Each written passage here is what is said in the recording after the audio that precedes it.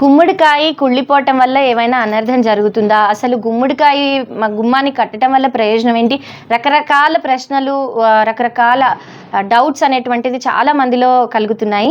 అయితే ఈ గుమ్మడికాయ అనేటువంటిది గుమ్మానికి కట్టడం వల్ల, ఈ తెల్ల గుమ్మడికాయ గుమ్మానికి కట్టడం వల్ల, అది కుళ్ళటం వల్ల మనకు ఎలాంటి ప్రమాదము జరగదు, ఎలాంటి అనర్థము జరగదు. వాస్తవానికి మనకి ఏదైనా దిష్టి తగిలినా, మన మీద ఏదైనా నెగిటివ్ ఎనర్జీ ప్రభావం ఉన్నా అది ఆ గుమ్మడికాయ తీసేసుకుంటుంది. కాబట్టి అది కుళ్ళిపోతుందే కానీ ఆ నెగిటివ్ ఎనర్జీ మనకి తాకకుండా, మనకు అదొక విధంగా చెప్పాలంటే రక్షణ కవచంలాగా ఆదుకుంటుందనే చెప్పాలి. వాస్తవానికి తెల్ల గుమ్మడికాయ ఎందుకు కడతారంటే, తెల్ల గుమ్మడికాయ అనేటువంటి దానికి చాలా లైఫ్ ఉంటుంది. అది తొందరగా పాడవటం అనేటువంటిది జరగదు. ఎప్పుడైతే ఈ చెడు దృష్టి అనేది పడుతుందో అప్పుడే అది కుళ్ళిపోతుంది. కాబట్టి ఒక అమావాస్య నాడు చూసుకుని ఈ గుమ్మడికాయని కట్టి మళ్ళీ అది కుళ్ళినా కుళ్ళకపోయినా నెక్స్ట్ అమావాస్యకి తీసేయండి. ఒకవేళ గుమ్మడికాయ కనుక ఈ లోపు కుళ్ళిపోతే వెంటనే మార్చేసుకోండి.